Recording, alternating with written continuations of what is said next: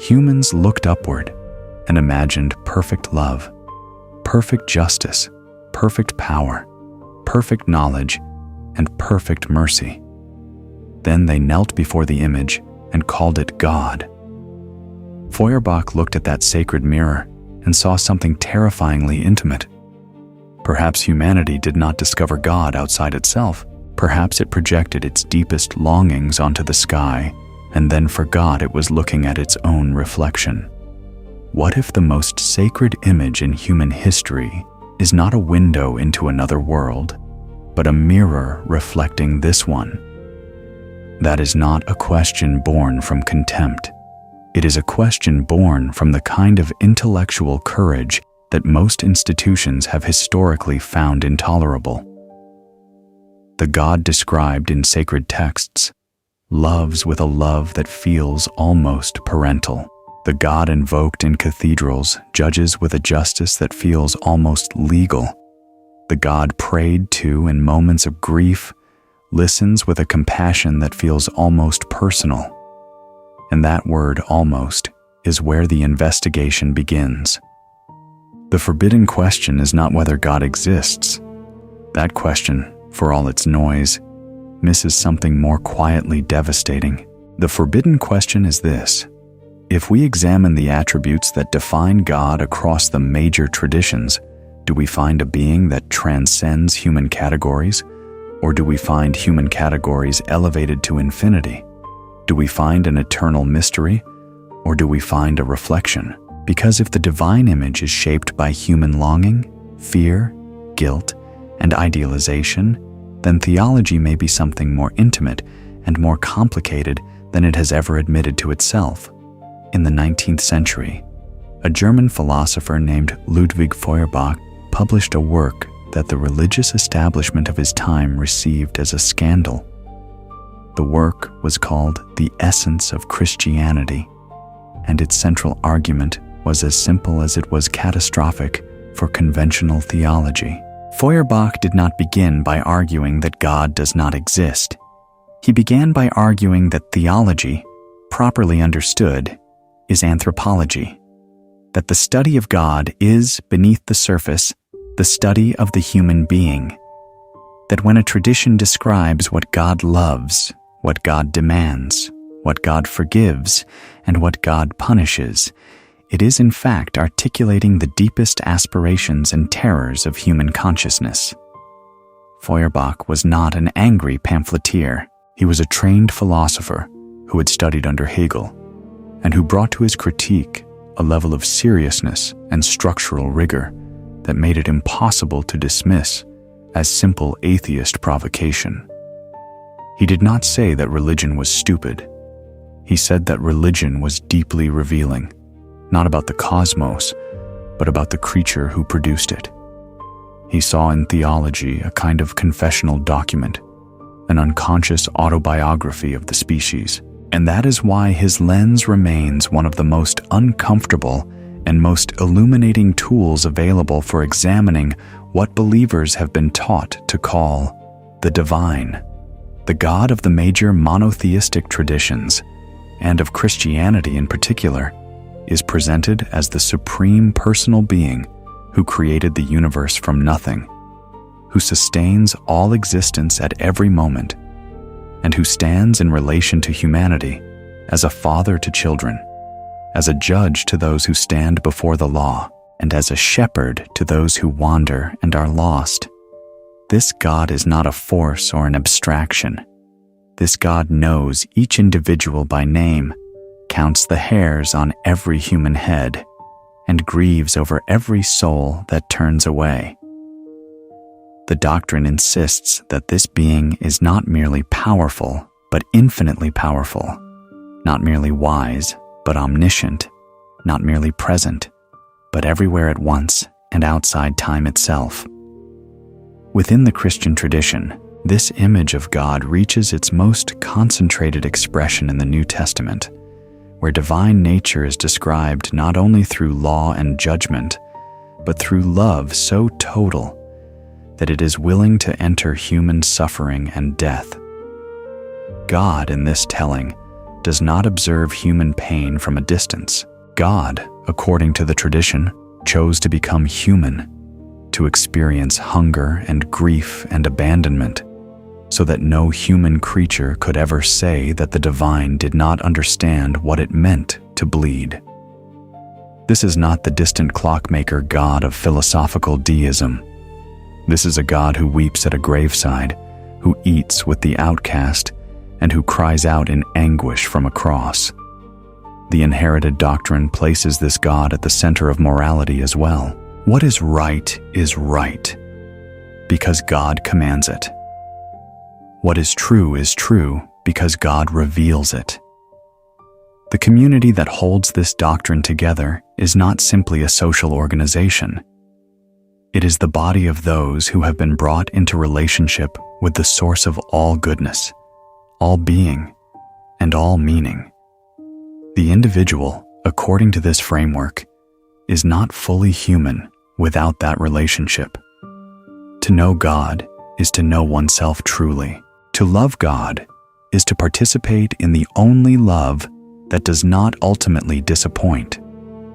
This is the doctrine that billions of human beings have inherited and that millions still carry in their blood, even when they no longer carry it in their confession. The power of this image is not difficult to understand.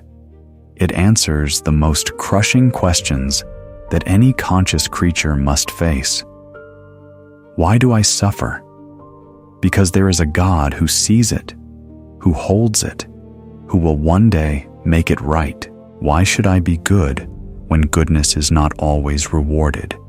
Because there is a God who tracks every act of kindness and every act of cruelty, and whose memory is perfect.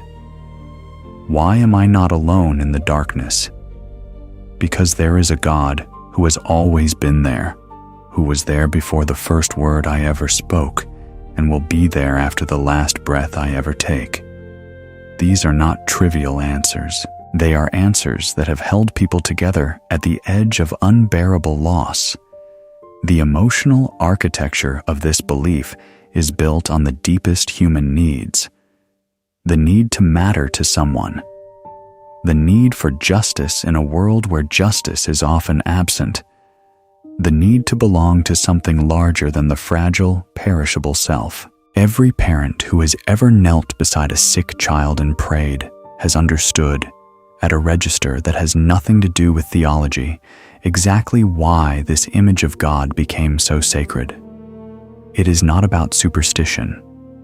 It is about the intolerable weight of being a creature who loves what it cannot protect, who desires what it cannot guarantee, and who knows it will one day cease to exist. The cultural reinforcement of this sacred image is also not incidental. Children were born into communities where God was present in the rhythm of every week, every season, every meal, every birth, and every death. The sacred was not a department of life. It was the atmosphere in which everything else occurred. To question God was not an intellectual exercise. It was to threaten the entire framework through which one understood love, obligation, suffering, death, and belonging. That is why doubt was taught to feel like danger. That is why the inherited doctrine did not simply inform people, it inhabited them. Now consider something that the tradition itself never quite drew attention to. Every quality attributed to God in the inherited doctrine is a quality that human beings can recognize because they have some version of it themselves. Love is not foreign to us. Justice is not foreign to us. Mercy, power, knowledge, creativity, and care are not foreign to us. We know what it means to love and to be loved. We know what it means to judge and to be judged. We know what it means to protect and to be protected. The God described in sacred texts does not have attributes that are utterly alien to human experience. The God described in sacred texts has human attributes raised to an absolute degree. Perfect love, perfect justice, perfect knowledge, perfect power. These are not alien categories dropped from another dimension. These are human categories with the word perfect placed in front of them. And that observation, which sounds almost innocent at first, carries beneath it a deeply unsettling possibility. What if the image of God does not describe a being who exists independently of human longing? What if the image of God describes what human beings would most deeply wish to be, most deeply wish were true, most deeply need to believe is watching over them? What if the mirror was never pointed at heaven? What if it was always pointed inward? That question is where this investigation lives. Not in contempt for those who prayed, not in mockery of those who wept before altars, but in the serious, honest, historically grounded attempt to examine how the divine image took its shape and whose fingerprints are on the clay. If this line of inquiry is the kind of thing that stays with you, if this is the kind of question you have carried quietly for years without anywhere to take it, then this is the work this channel exists to do. Leaving a like right now tells the algorithm that this kind of intellectual courage is worth surfacing. It costs nothing, and it means that more people who carry quiet questions can find a place to bring them. To understand why the divine image took the shape it took, we have to place ourselves inside the world that produced it. Not the world of academic theology, the world of ordinary human beings living at the edge of what human beings could endure. Ancient and pre-modern life was structured by vulnerabilities that the modern world has partially but never completely escaped. Drought could end a community. Disease could take half a village in a season. A child could be healthy in the morning and dead by nightfall. The mechanisms behind any of these catastrophes were invisible and incomprehensible. The experience they produced was not puzzlement. It was terror. In that world, the need for a power greater than human power was not a philosophical preference. It was a survival strategy at the level of meaning itself. Communities that could narrate their suffering, that could locate it inside a story where a powerful being was aware of it and concerned with it and capable of resolving it, were communities that could continue to function under conditions that might otherwise produce complete psychological collapse. The divine, in that context, is not a luxury.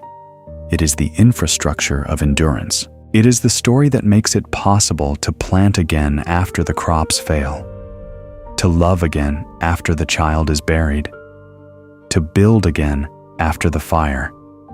The attributes assigned to God in these conditions make perfect and comprehensible sense when viewed through a human lens. What does a terrified child need from a parent? Protection, presence, knowledge that they are safe, and the assurance that someone powerful loves them. Now scale that need to the scale of an entire community facing mortality, disaster, and the apparent indifference of the natural world. The God that emerges from that scaling is predictable in its shape. It is a being of perfect protection, perfect presence, perfect knowledge of danger, and perfect love that will not abandon those it has claimed. Feuerbach understood this not as an insult to religious communities, but as an insight into the depth of human need. The gods that ancient peoples worshipped were not arbitrary inventions. They were structured responses to the structure of human vulnerability. The qualities attributed to the divine were not randomly selected. They were systematically chosen from the inventory of human needs and then elevated beyond all human limitation. You need protection? God has infinite power. You need to be understood? God has perfect knowledge. You need justice in a world where the wicked prosper? God has perfect memory and perfect judgment that no corruption can reach. What Feuerbach invites us to see in this ancient machinery is not foolishness. He invites us to see a deeply creative and deeply revealing act of imagination. The human species, faced with its own fragility, looked inward at its deepest needs and outward at its deepest hopes, and it drew something on the sky. It drew a face. It drew a father. It drew a judge who could not be bribed, and a love that could not be exhausted. Whether that drawing corresponds to any external reality is the question that Feuerbach puts on the table. But the drawing itself, he insists, tells us more about the drawer than about anything drawn from outside. Communities have always needed moral frameworks. Without them, cooperation at scale becomes nearly impossible. But moral frameworks require authority. They require something that people experience as binding, not merely as convenient. And throughout most of human history, the most effective binding authority has not been a constitution or a committee. It has been a divine command. What God has said is not open to renegotiation. What God has forbidden is not subject to majority vote. The authority of the divine image is precisely its transcendence of ordinary human challenge. In this light, the social function of the God image becomes visible alongside its psychological function. A God who commands honesty enforces honesty more effectively than any human inspector. A God who forbids murder prohibits violence at a depth that no merely human law can reach, because no human law can see inside the mind of the person who has not yet acted. A God who rewards the humble and punishes the proud stabilizes hierarchies that might otherwise produce constant violent disruption. The divine image, in its social form, is among the most sophisticated tools for organizing human communities that the species has ever developed. The priestly and clerical classes that emerged in virtually every complex civilization understood this dynamic, whether they understood it consciously or not. The institution that holds the keys to divine interpretation holds a form of power that is qualitatively different from political power. Political power can be resisted by those who are willing to risk punishment. Divine authority threatens consequences that no resistance can escape. The God who sees all, judges all, and punishes eternally is not a being whose commands can be evaded through cleverness or bribery or exile. That God's reach is total, and the institution that speaks in that God's name inherits a portion of that totality. This is not a cynical conspiracy.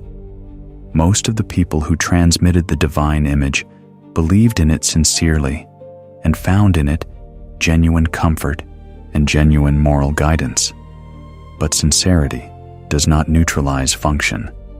A belief can be genuinely held and still serve interests that go beyond the genuine holder. The doctrine of a God who mandates obedience to legitimate authority, who punishes rebellion against rightful order, and who rewards patient suffering in this life with infinite reward in the next, is a doctrine that functions differently in the hands of an institution with temporal power than it does in the heart of a grieving widow praying alone. The emperor who converts to Christianity, the pope who claims jurisdiction over kings, the colonial mission that carries the gospel alongside the flag. Each of these is an institution that discovered the extraordinary utility of a God image that transcends human challenge. The belief that God has spoken and that the institution represents the voice of God is a belief that, once established and once felt to be sacred, can justify almost anything that follows from it. Feuerbach's insight is not that every priest was a cynical manipulator. His insight is that the God image carries within it the seed of institutional authority, and that seed, planted in fertile social soil, has produced both genuine community and genuine domination across centuries. The tradition insists that God is radically other, wholly beyond human categories. The medieval theologian spoke of divine transcendence as something so absolute that even our most refined concepts fail to capture it. The mystical traditions of Christianity, Judaism, and Islam are full of warnings against the arrogance of imagining that human language can adequately describe the divine nature. God is not merely very powerful. God is beyond power as we conceive it. God is not merely very loving. God is beyond love as we experience it. The tradition, at its most philosophically serious, guards against any easy identification of divine qualities with human qualities. And yet, the God of actual religious practice, the God of prayers and sermons and catechisms and hymns, is a God with whom human beings have personal conversations, a God who changes his mind, who feels love and grief and righteous anger, who is pleased by worship and offended by disobedience. This is not the God of negative theology. This is a God who behaves in ways that are deeply, recognizably human. The God of the Psalms is a God who can be pleaded with. The God of Job is a God who can be challenged. The God of the prophets is a God who regrets decisions and revises plans. This creates a tension within the tradition itself that has never been satisfactorily resolved. On one side stands the philosopher's God, absolute, eternal, beyond all predication, incapable of being moved by human petitions, because movement implies change, and change implies imperfection. On the other side stands the worshipper's God, responsive, relational, emotionally engaged, capable of being reached through prayer, capable of deciding to act on behalf of those who cry out to him. These two images of God are not easily reconciled, and the tradition has spent enormous intellectual energy trying to bridge them.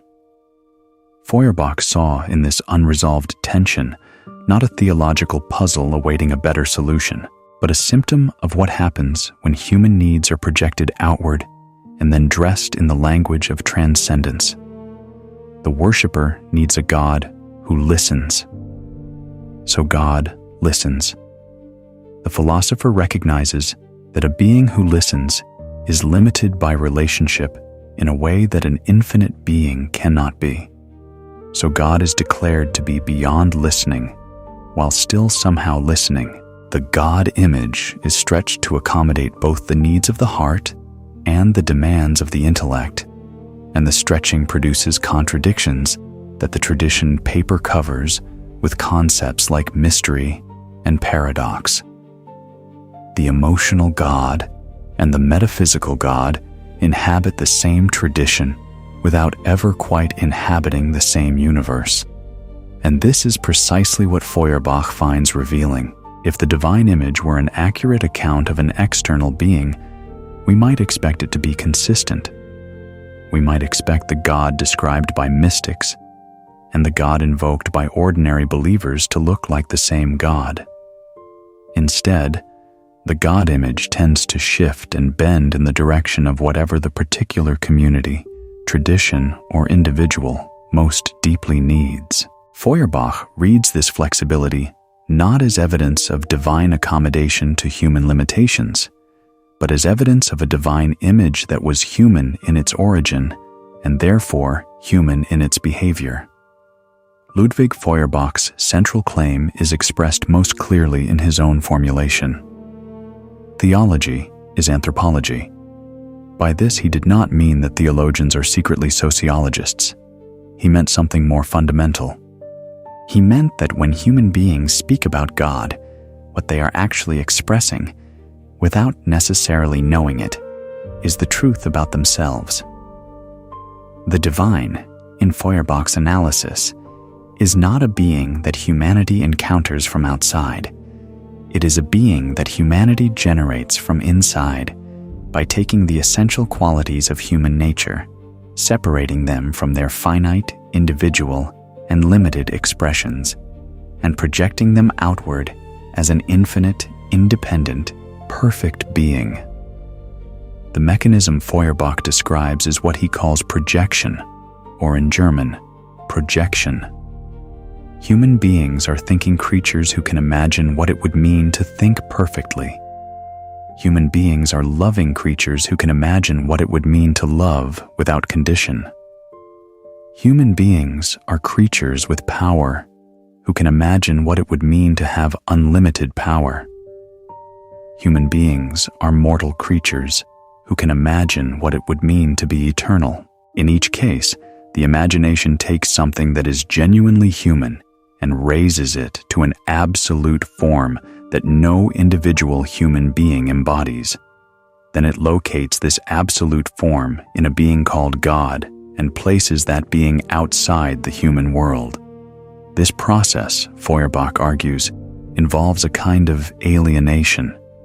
The word alienation here has a specific meaning rooted in the philosophical tradition he inherited from Hegel. Alienation means the experience of encountering something that is genuinely yours, genuinely a part of your own nature or product of your own activity, as though it were foreign, external, and independent of you. When a human being projects their deepest qualities onto a divine being and then experiences that being as wholly other, as something that existed before the human and will exist after the human, they have alienated their own essential nature. They have, in a sense, dispossessed themselves. What makes Feuerbach's argument distinctive is that he does not see religion as a mistake born from ignorance. He sees it as a stage in the development of human self-understanding. Religion, in his view, is the earliest and most powerful form in which human beings become conscious of their own essential nature. The qualities that define humanity at its deepest level: reason, love, will, imagination, the drive toward infinite expansion. These qualities first become visible to humanity not through philosophy or science, but through religion.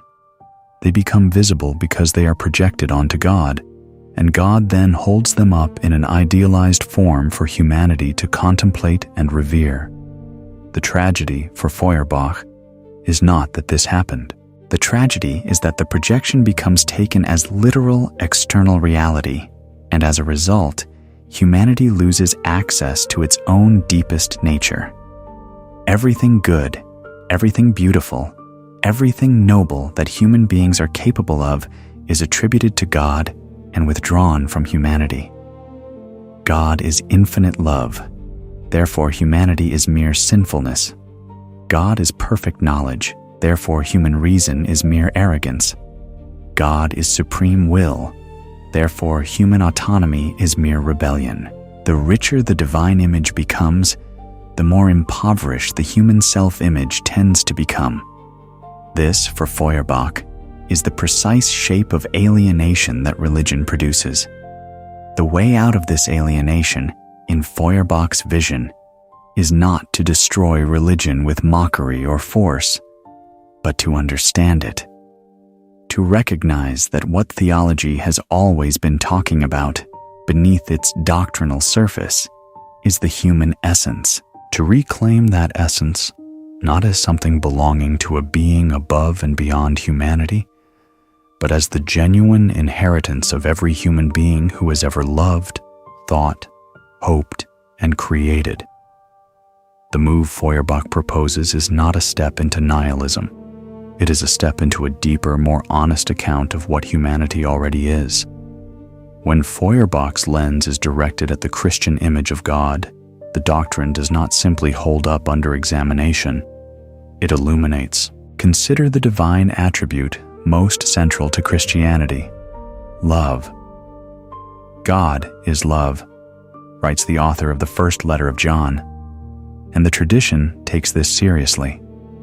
It means that love is not simply something God does, but something God is, the very essence of the divine nature.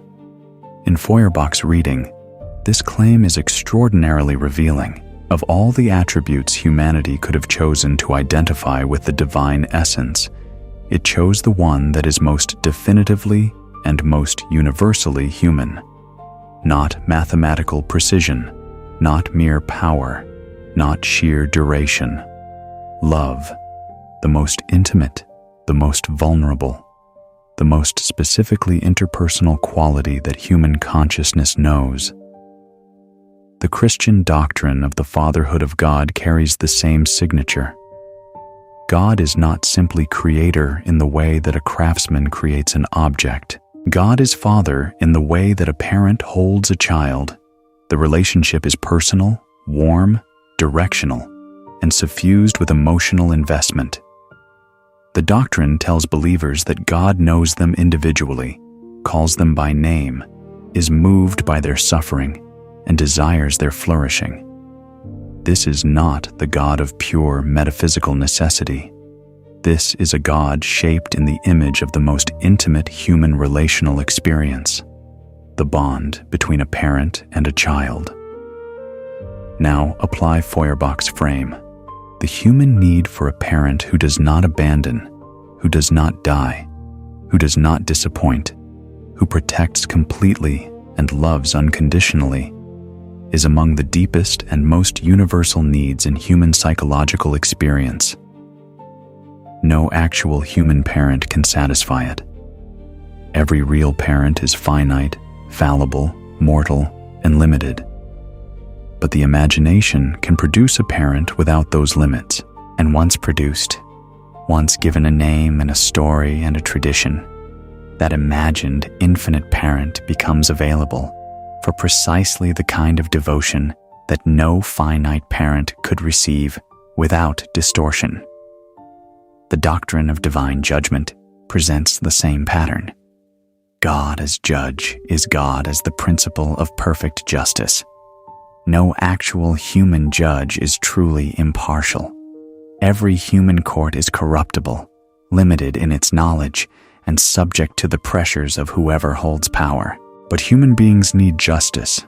They need to believe that the cruelty they suffer, the suffering they witness, the injustice they cannot correct, will ultimately be addressed. The perfectly just God is the answer to that need. The judge who cannot be bribed, who sees what the human court misses, who assigns consequence with perfect accuracy. This God is not discovered through logic. This God is constructed from the blueprint of what a just society would require if it existed. Divine mercy presents the most intimate version of the projection. Human beings fail.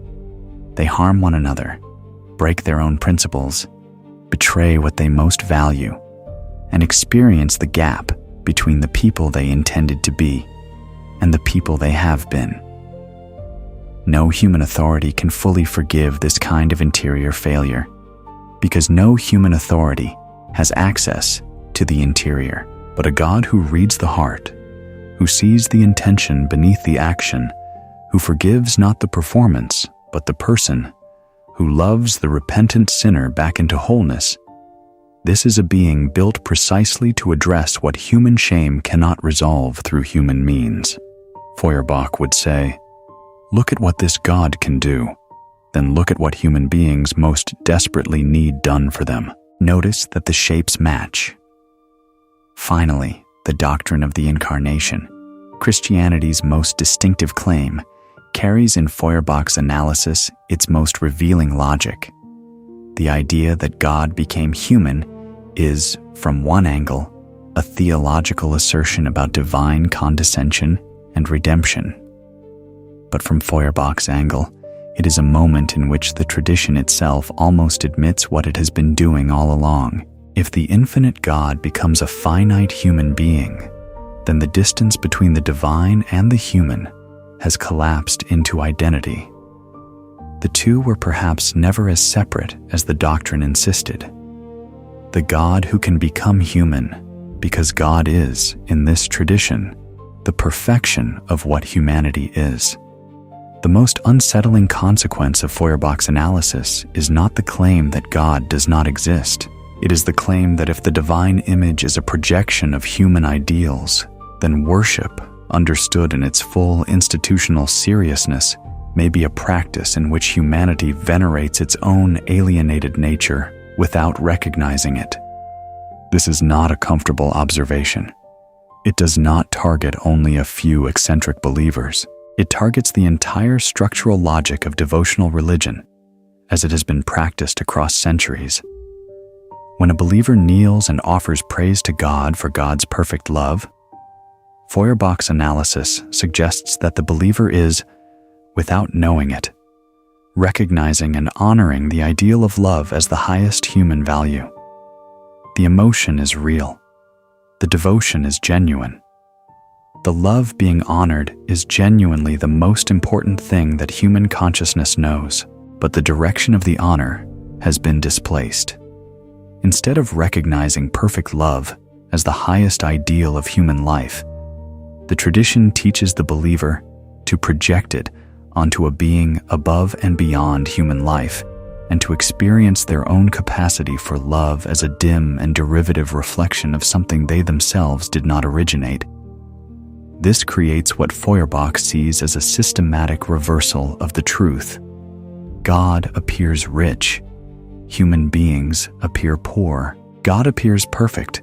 Human beings appear corrupt. God appears the source of all goodness. Human beings appear the origin of all failure. The more gloriously the divine image is painted, the more thoroughly human nature is diminished in comparison. The theology of divine perfection and human sinfulness is not, in this reading, a simple description of two different orders of being. It is the inevitable result of a projection that has forgotten itself. You take the best of what you are, place it outside yourself, call it God, and then look at what remains and call it fallen. The dangerous implication extends to the institutional dimension. If the God image carries the projected authority of human ideals, then the institution that positions itself as the guardian and interpreter of that image inherits a form of authority that is nearly impossible to challenge from within the framework the institution controls. To question the institution is to question God. To disobey the clergy is to disobey the divine. To revise the doctrine is to corrupt the sacred.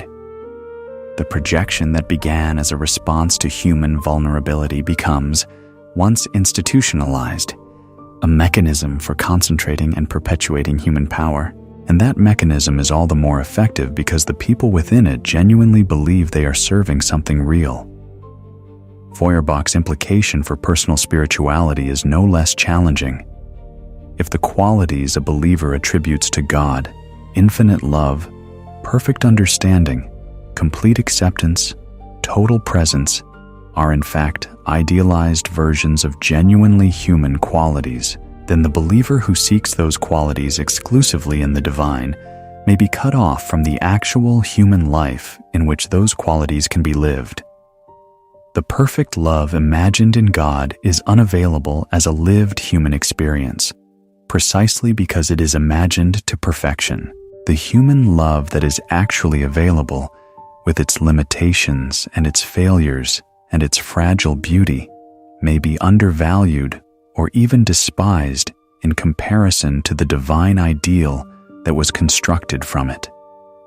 There is something philosophically vertiginous in following this implication to its end. If every attribute of God is a human attribute raised to infinity, and if the worship of God involves a surrender of the self to this infinitely enlarged humanity, then prayer may be the closest that many human beings ever come to confronting the full depth of their own nature, but from the wrong side of a mirror. The confrontation is real. The emotion is genuine. The aspiration is authentic, but the address is misdirected. Outward toward an externalized image rather than inward toward the actual human life in which those aspirations must be realized if they are to be realized at all. This is what made Feuerbach's position genuinely threatening to the religious establishment of his time, and what makes it genuinely uncomfortable today. It does not mock religion. It does not dismiss believers as stupid. It does something more disorienting. It says, "Look at what you love most about God. That is the truest image of what you are capable of being." The terror is not that God is small. The terror is that the image is so large because humanity is larger than it has been taught to believe. Once the God image had been established, transmitted, and made sacred across generations, it became one of the most useful tools that any institution or community has ever possessed. Useful not in a cynical sense alone, but in the deep sense that any durable belief must serve real needs in order to persist. A purely false belief that serves no one disappears quickly. A belief that becomes indispensable to social order, moral coherence, psychological stability, and political legitimacy can survive enormous internal contradictions because the cost of abandoning it is higher than the cost of maintaining it. The first and most fundamental utility of the projected divine image is moral authority. If love, justice, honesty, and care are simply human preferences, then any sufficiently powerful group can override them. But if love, justice, honesty, and care are the attributes of an infinite being who has commanded them and who will judge all failures to honor them, then they carry a weight that no merely human authority can remove. The God image transforms negotiable social preferences into non-negotiable cosmic obligations, and non-negotiable cosmic obligations are the most stable foundation for social order that the species has discovered. The institution that controls the interpretation of that divine command controls the definition of morality itself. This is not a marginal power.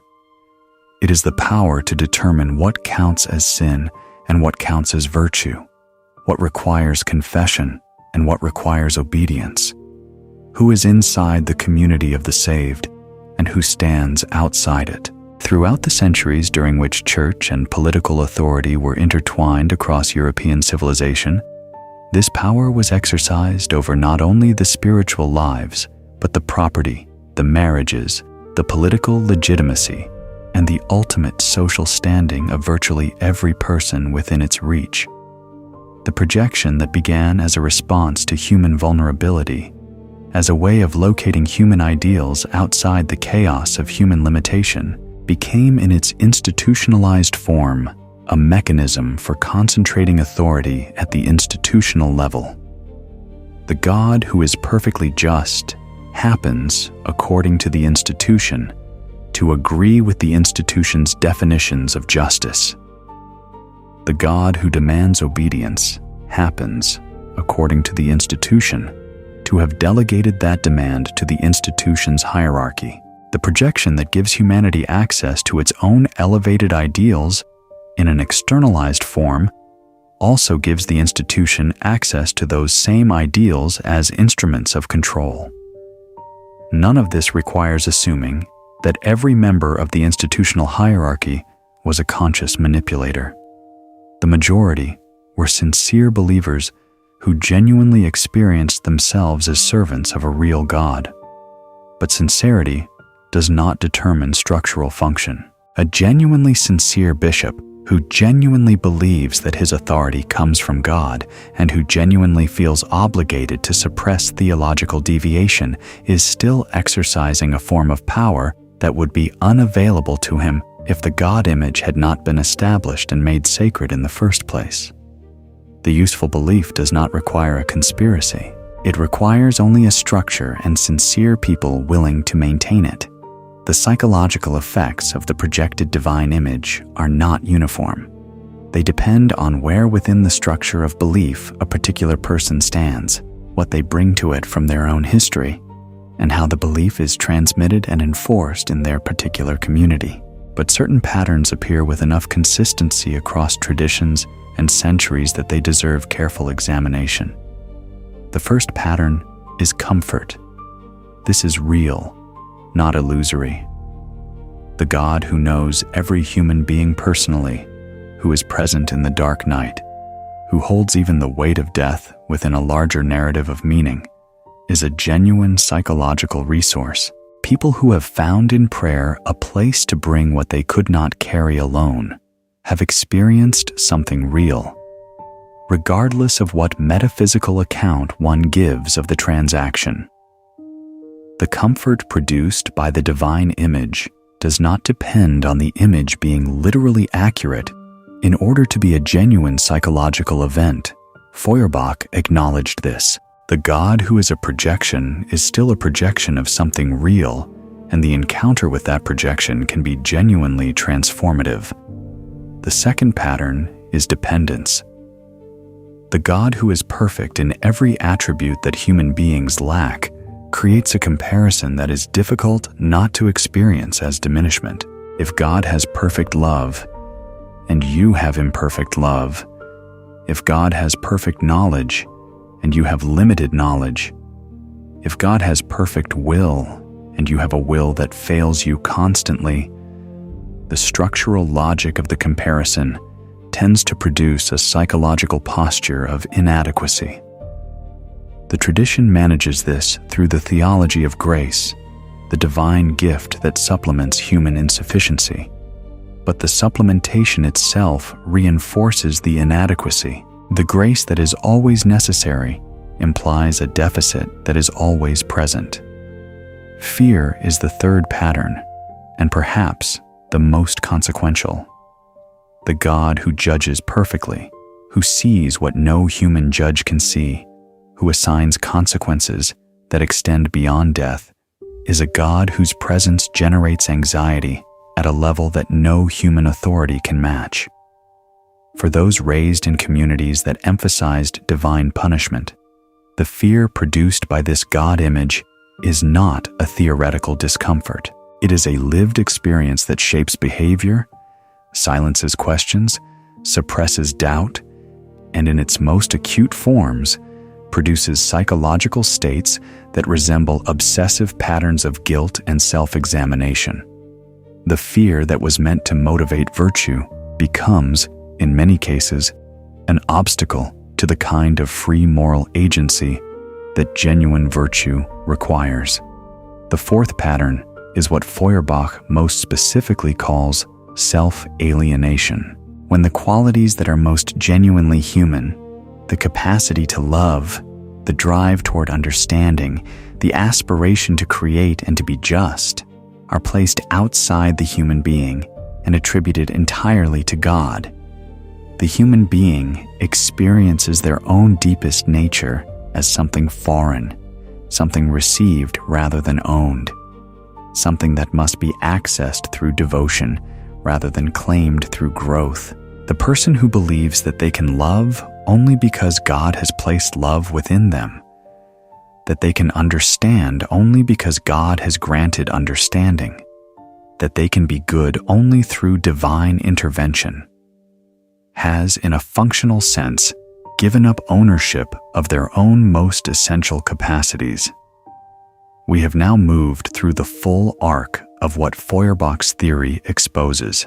We began with a God described in sacred texts as the perfect union of all the qualities that human beings most deeply value and most desperately need.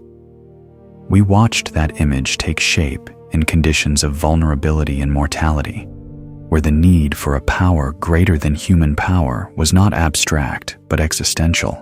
We examined the psychological life that the image produces, comfort and dependence, community and fear, inspiration and self-diminishment happening simultaneously within the same believing heart.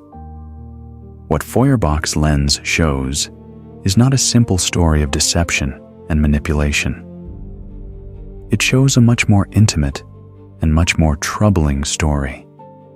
The story of a species that looked into itself, found something extraordinary, and then, unable to fully claim it, projected it onto the sky. The divine image is not a lie.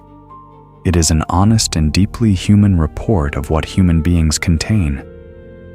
The tragedy is not that the report was made. The tragedy is that the reporter forgot their own authorship and then felt unworthy of what they had written. The mirror image of God, the God shaped by human love and human longing and human fear, is one of the most powerful and consequential images that human civilization has ever produced.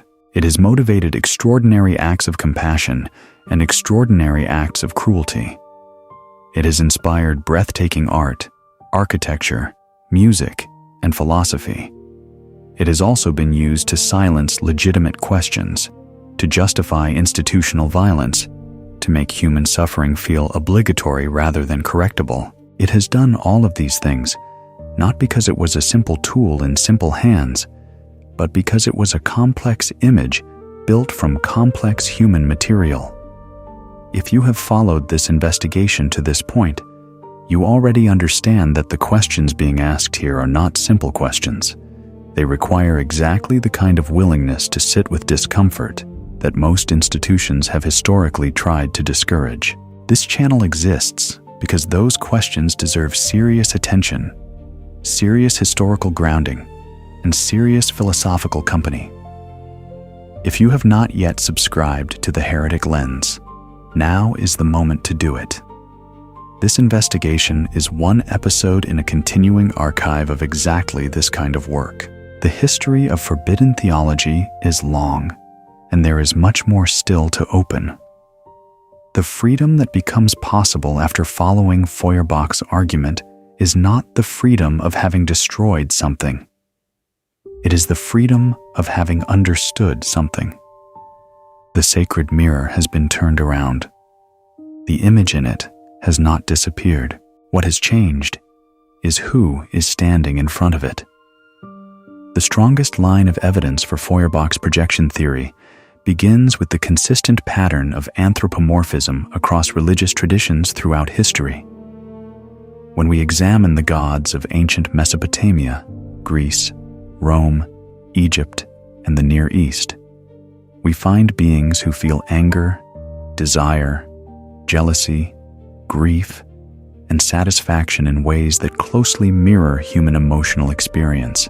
They quarrel, they form alliances, they have favorites, they take offense, and they require management through ritual and sacrifice. As philosophical theology developed, many of these crudely human qualities were refined or eliminated. But the baseline pattern of attributing recognizably human motivations to divine beings appears so universally across independent cultural traditions that its explanation demands more than coincidence. The second evidence is cultural variation in divine imagery. If God or the gods were independent beings encountered by human beings from outside, we might expect some degree of consistency in the image produced across different cultures experiencing that encounter.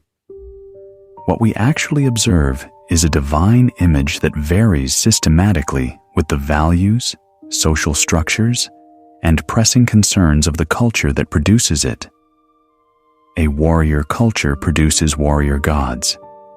A fertility-dependent agricultural culture produces fertility gods.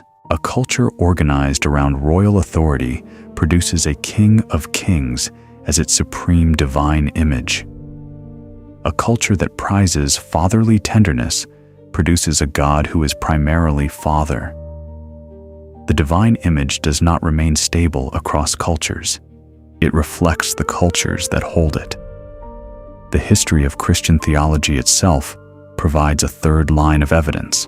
The God of the early Christian communities in the Roman Empire carries different emphases than the God of medieval feudal Europe, who carries different emphases than the God of the Protestant Reformation, who carries different emphases than the God invoked by 19th century nationalist movements or 20th century liberation theology. If the divine image were simply an accurate description of an eternal being, we would expect its essential content to remain stable, while only the language of description changes.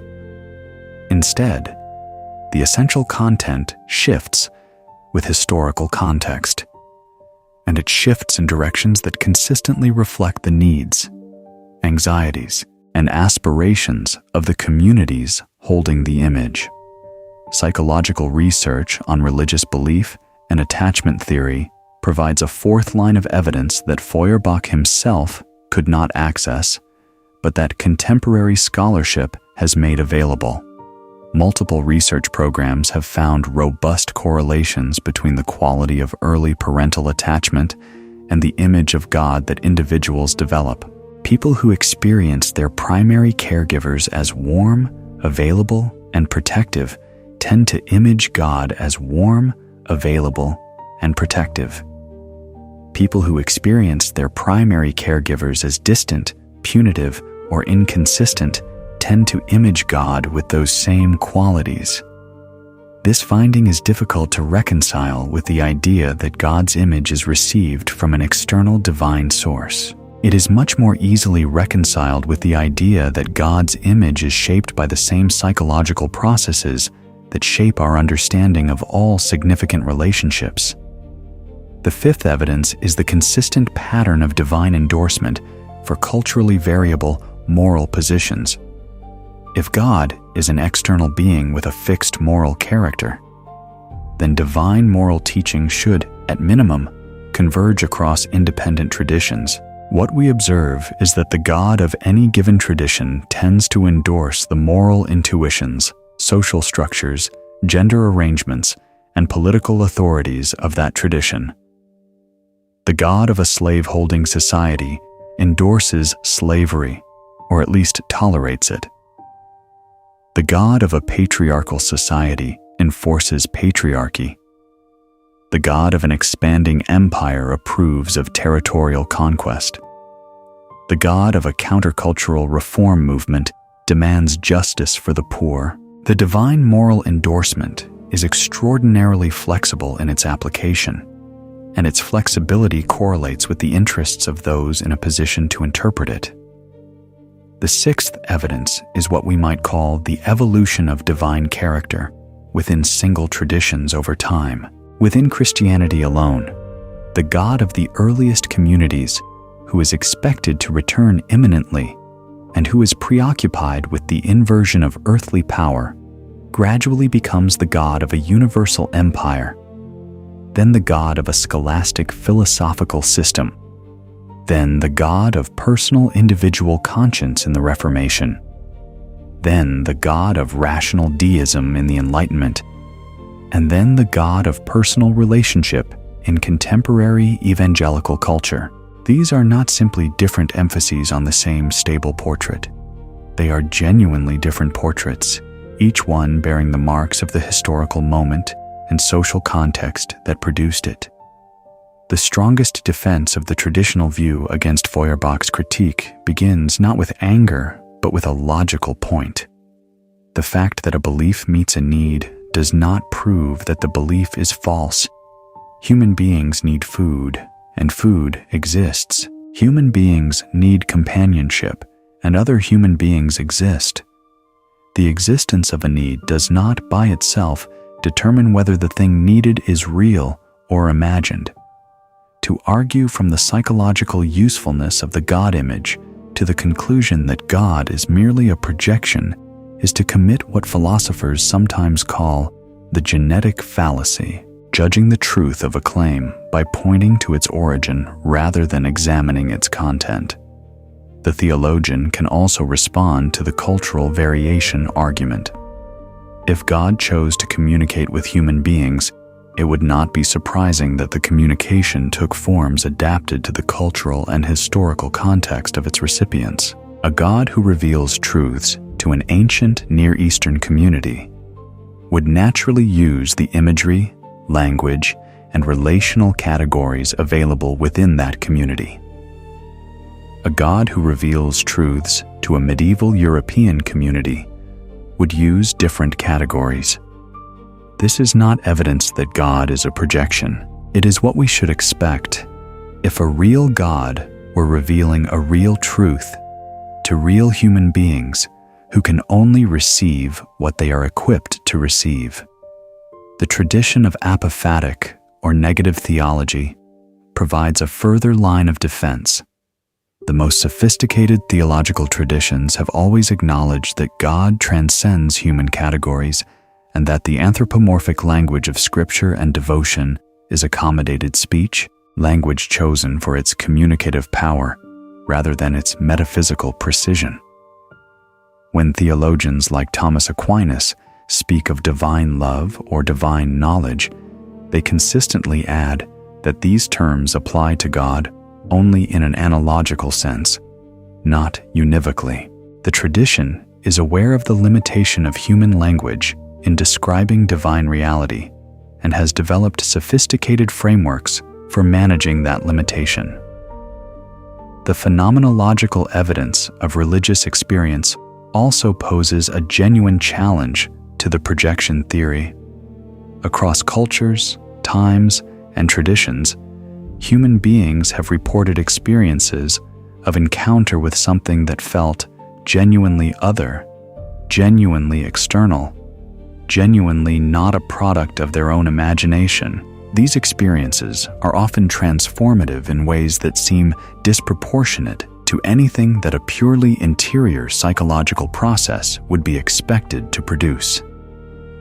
While the projection theory can account for ordinary religious emotion, it is less obviously adequate as an account of the kind of radical, self-overturning encounter that the mystical literature describes as contact with an external reality. Finally, the most serious theological response to Feuerbach is that the projection theory cannot account for the specific content of the Christian claim. The God of Christian theology is not simply an idealized human being. The God of Christian theology is a being who, within the logic of the tradition, makes demands that contradict human preference, who requires things that human beings would not naturally prefer to require, who defines love as including suffering and self-giving rather than simple satisfaction, and who consistently subverts the human tendency to center power and authority. If God were simply the projection of human desire, the argument goes, we might expect the image to be more comfortable, more convenient, and more consistently aligned with human preference than the tradition's actual demands prove to be. These objections are serious.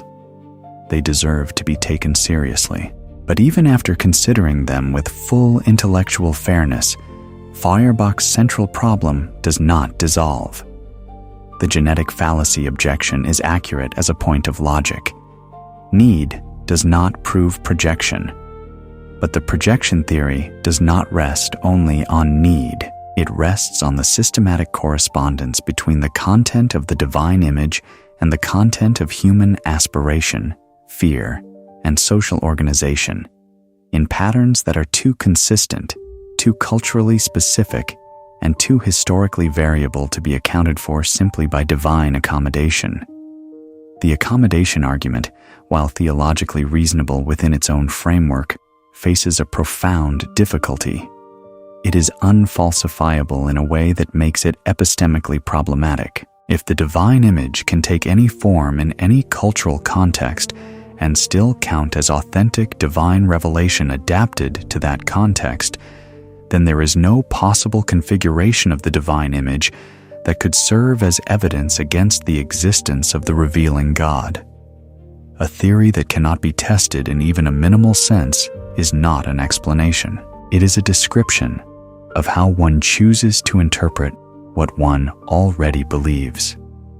The apophatic tradition, which acknowledges that human language cannot adequately describe God, is philosophically sophisticated, but it creates a curious tension with the devotional practice it is meant to serve. If the language of divine love, fatherhood, justice, and mercy does not describe God literally, but only analogically, then the emotional and psychological life built on that language is built on something that the tradition's own most careful theologians say is not accurate in the way the worshiper takes it to be. The gap between the philosopher's God and the worshipper's God remains, And that gap is precisely where Feuerbach's analysis operates most powerfully.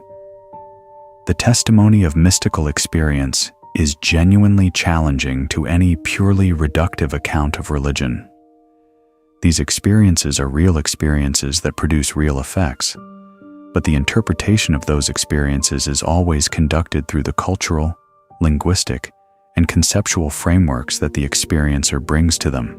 A Christian mystic interprets the experience as contact with the triune God of Christian theology. A Buddhist meditator interprets a structurally similar experience through the framework of Buddhist philosophy.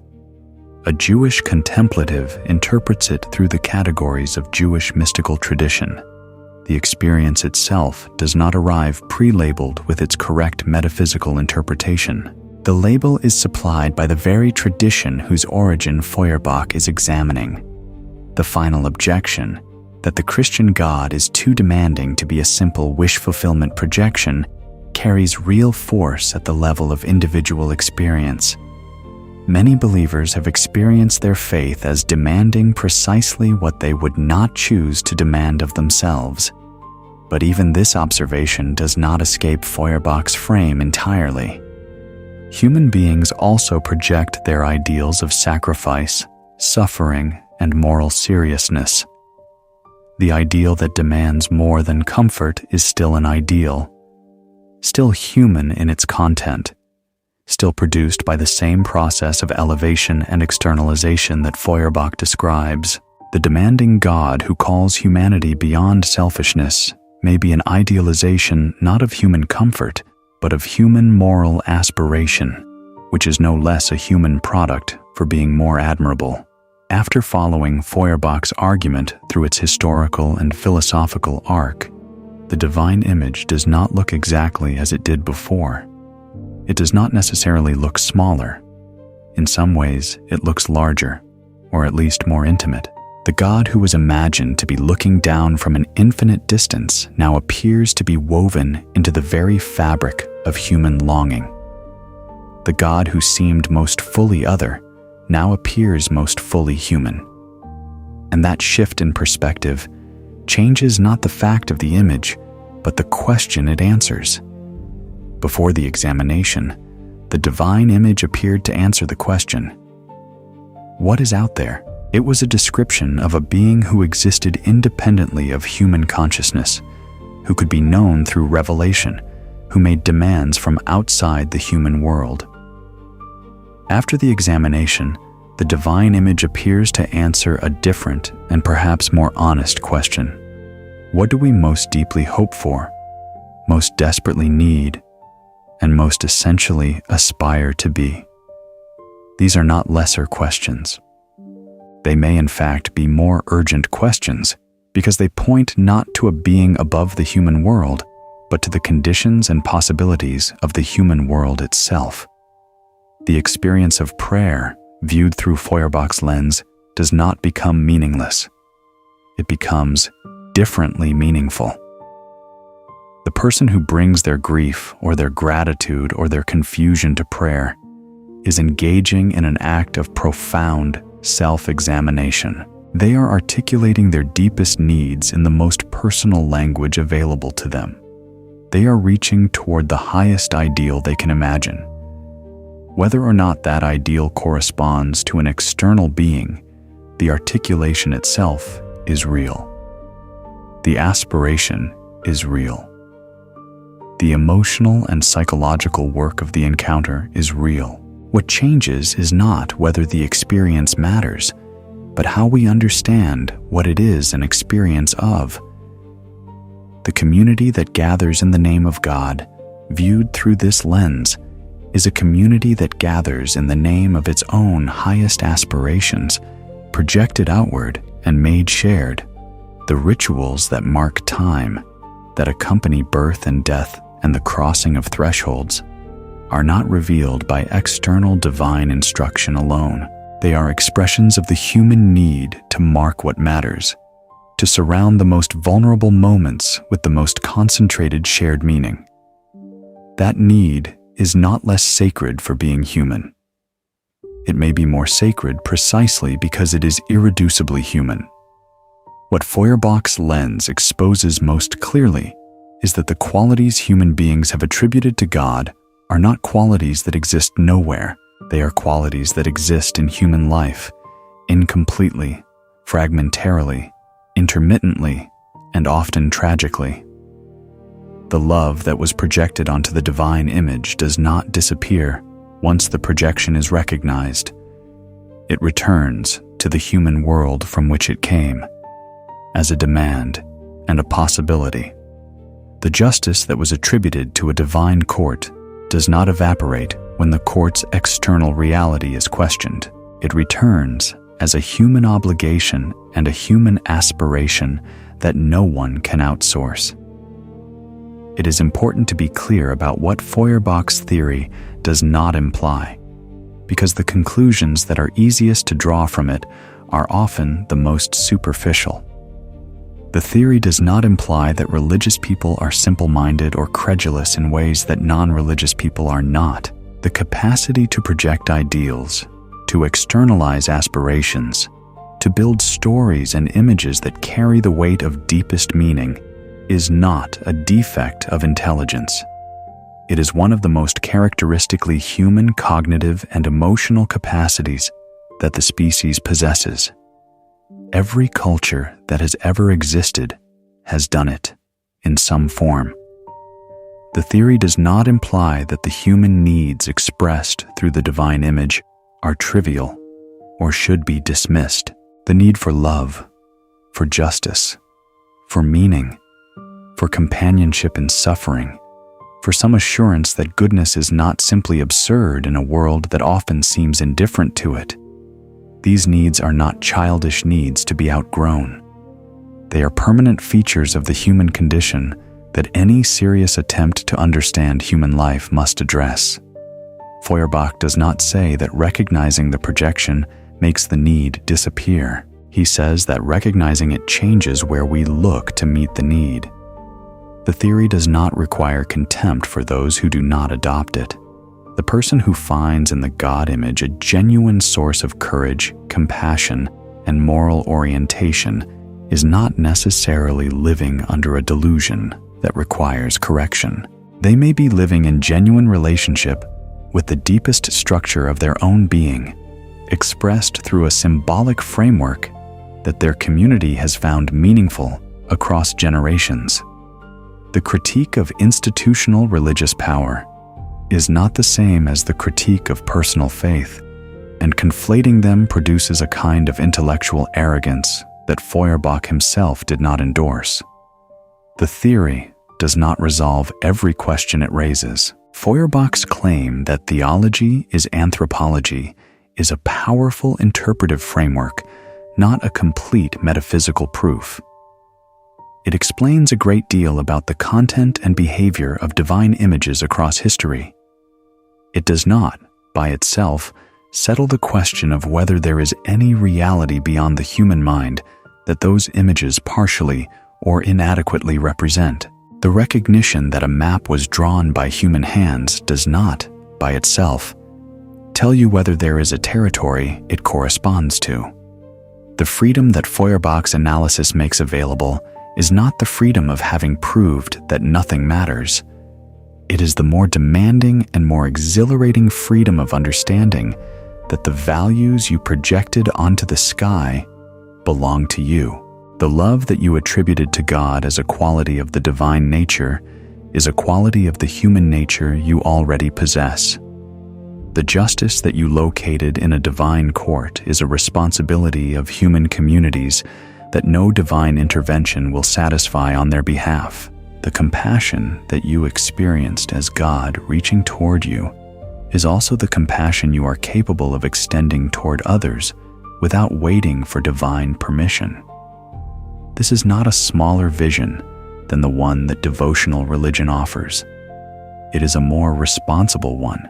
The tradition that tells human beings that all goodness flows downward from God to a humanity that is inherently depraved produces a particular kind of person, one who is perpetually dependent on external grace and permanently suspicious of their own instincts.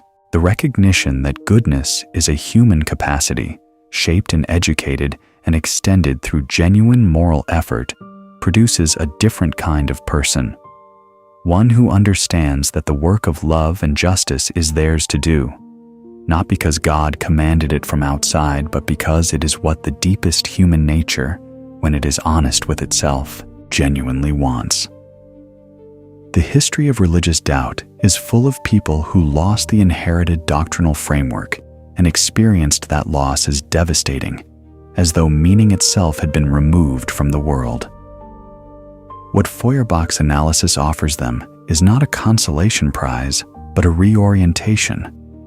The meaning was never located exclusively in the doctrine.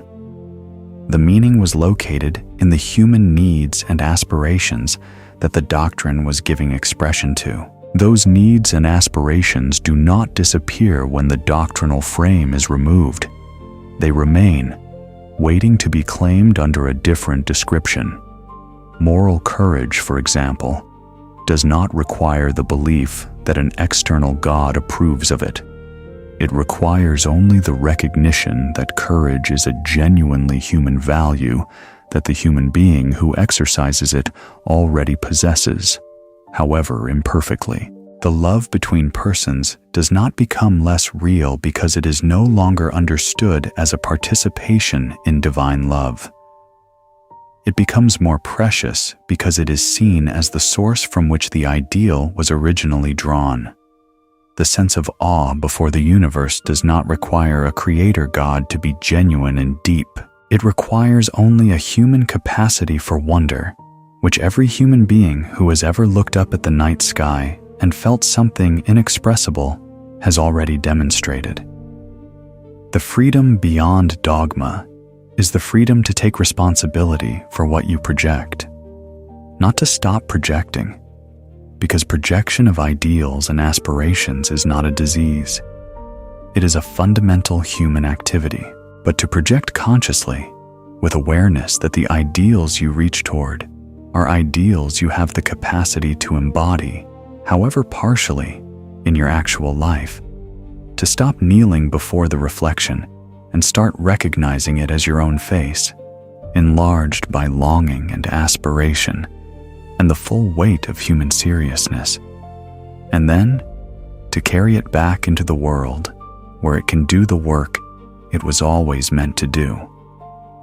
Humans looked upward and imagined perfect love, perfect justice, perfect power, perfect knowledge, and perfect mercy. Then they knelt before the image and called it God. And Feuerbach stood beside them, not to mock the kneeling, but to ask a question that changes everything it touches. What if the most unsettling possibility is not that God is distant and indifferent, but that the face in the sacred mirror was always yours, enlarged by longing, sharpened by fear, and elevated to infinity by the one species that could never quite accept the limits of what it was, and so dreamed without ceasing of what it might become? That is the question Feuerbach leaves open, and it is the question this investigation leaves with you.